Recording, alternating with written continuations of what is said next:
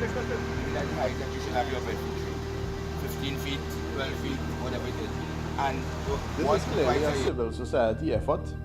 We now move away from who's benefactor and donor and all of these things into this being a sort of humanitarian effort. I think this is about people saving people, and of course it is about people serving people.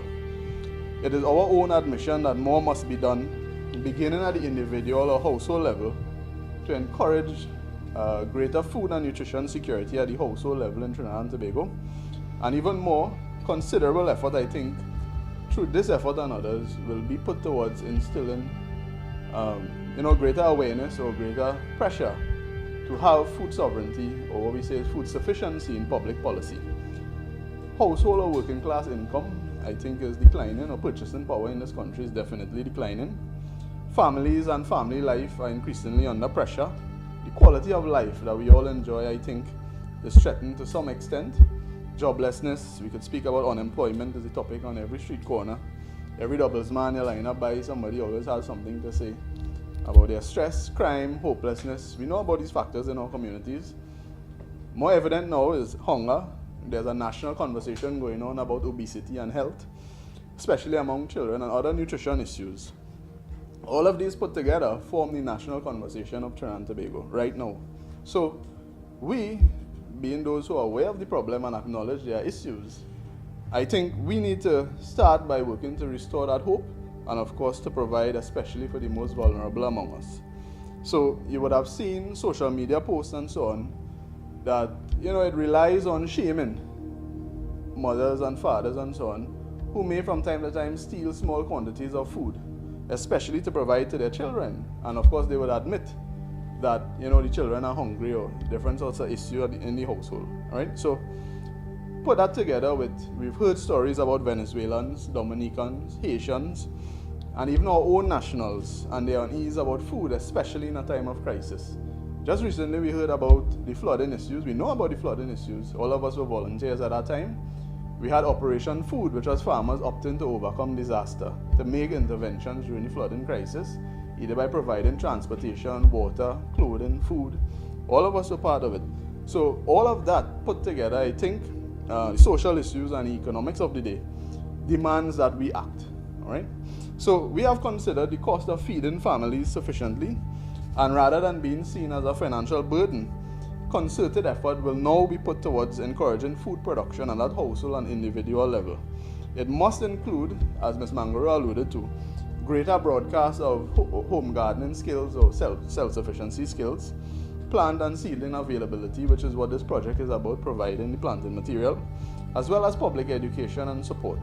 So several models which I think are suited to networking like-minded people and education, involving farmers and children especially, which we have been involved in over the years, lends itself to the value that we could bring to this, other than simply giving someone a plant and so on and leaving it just at that. So we have been the initiators of something called the National Fruit Festival that was conceived by farmers to sort of honor our 50th anniversary of independence in 2012.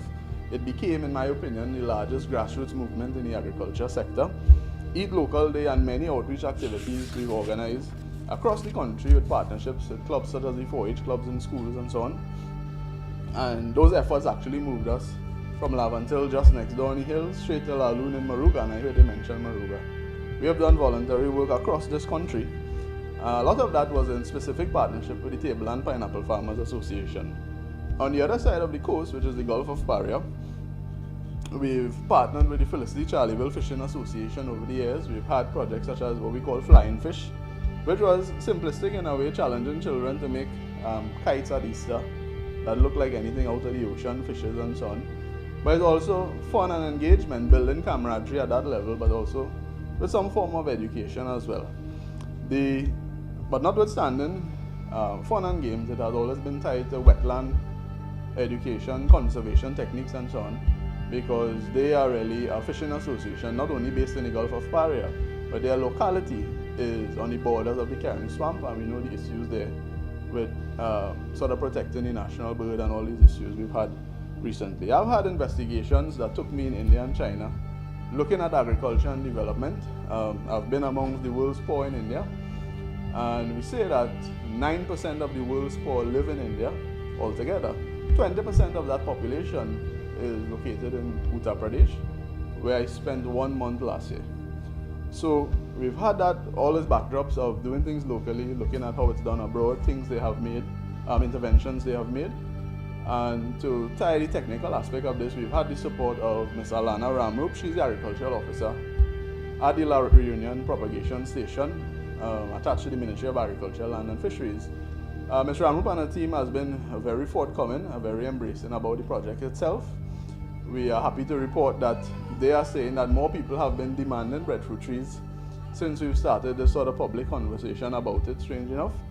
And of course, we'll be dependent on them as we go forward for greater field and extension support, especially with tree management, different types of training at the schools level and so on. They do their interventions, and we'll have them as the sort of guide or the lead in that direction. So the long and short is these learnings and networks, of course, will now be harnessed and strategized for the national good as we embrace this first partnership through the Roman Catholic Church. So although Trinidad and Tobago is not at crisis levels with our food supply at this time, I think being import dependent with an annual food import bill averaging about $86 billion in the last few years, declining foreign exchange reserves, increasing pressure on foreign exchange, widening fiscal deficits and debt, public debt, we must focus on food independence sooner than later.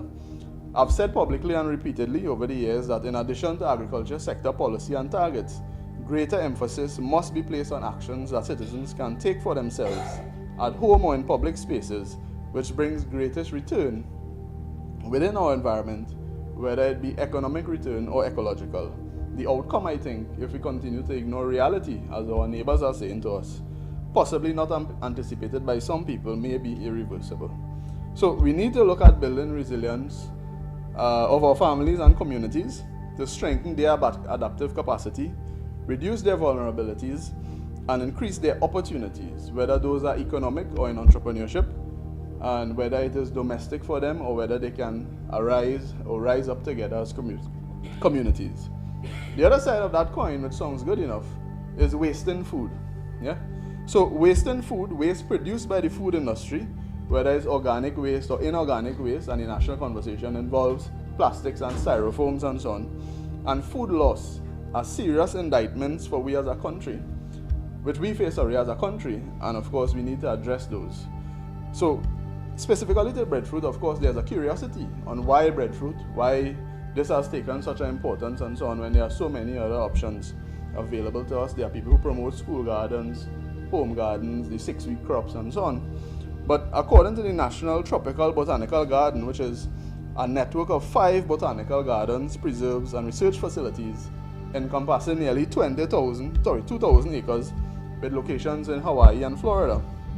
And the breadfruit is a tropical tree with a rich and storied history. The starchy staple crop has been grown in the Pacific for close to 3,000 years and was first introduced to other tropical regions more than 200 years ago.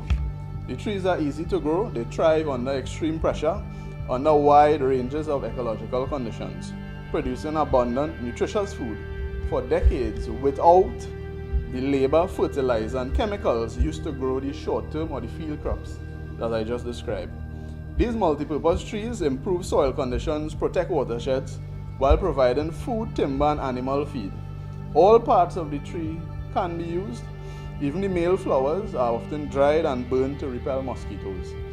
Because of the multiple uses and its long productive life, its low maintenance, breadfruit was spread throughout the tropical Pacific by, of course, intrepid voyagers of the past.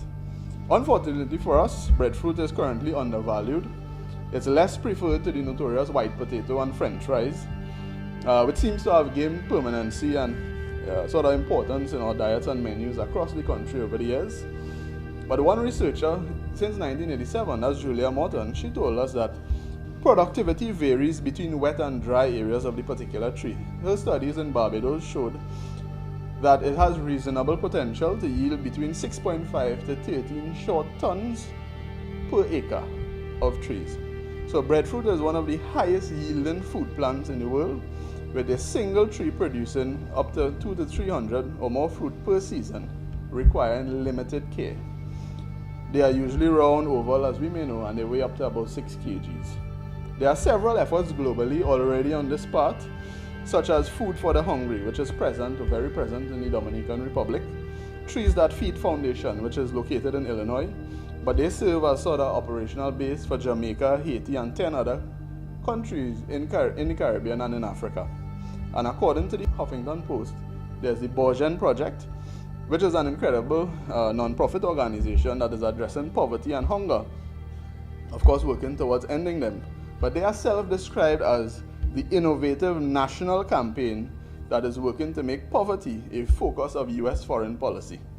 So the Borgen Project contends, of course, given their varieties, that the larger breadfruit trees would produce between 400 to 600 fruits and so on.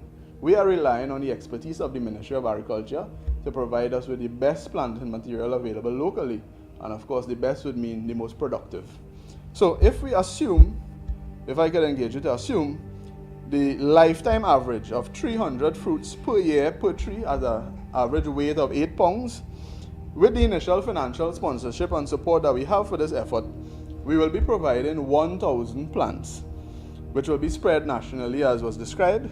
It means that our collective effort would provide a minimum of 2.64 million pounds or 1,320 tons of free food to the people of the Republic of Trinidad and Tobago by the year 2022 and onwards, at least up to 5 decades.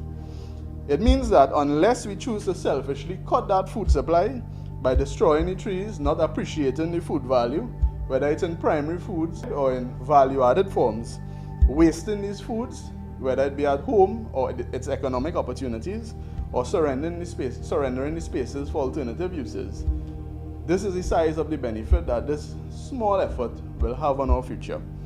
I often say that at this time we do not have the policy commitment or the signals that the economy of this country will rely on agriculture as a cornerstone of our diversification trust, and by all means it will continue to linger on the national development agenda.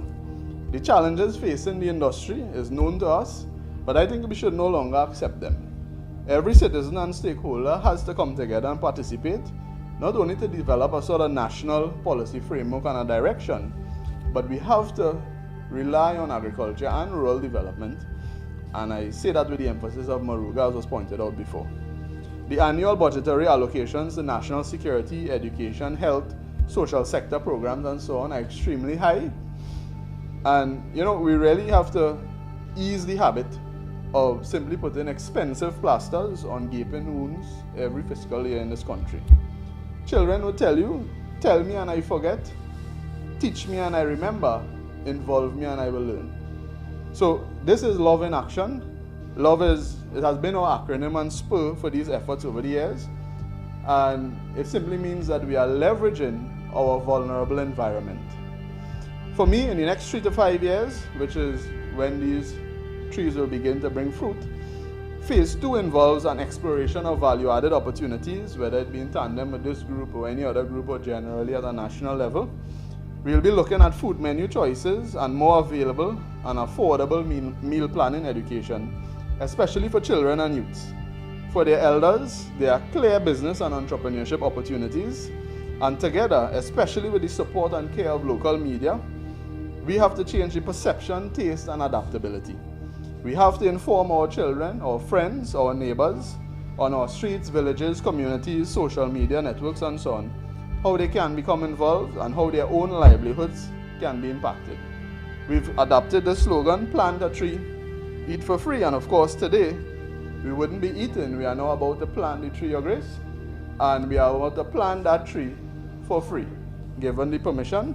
So this is a collaborative effort. I thank you for the opportunity and your audience. If you give a man a breadfruit, you feed him for a day. But if you give him a breadfruit tree, you feed his family for the rest of their lives.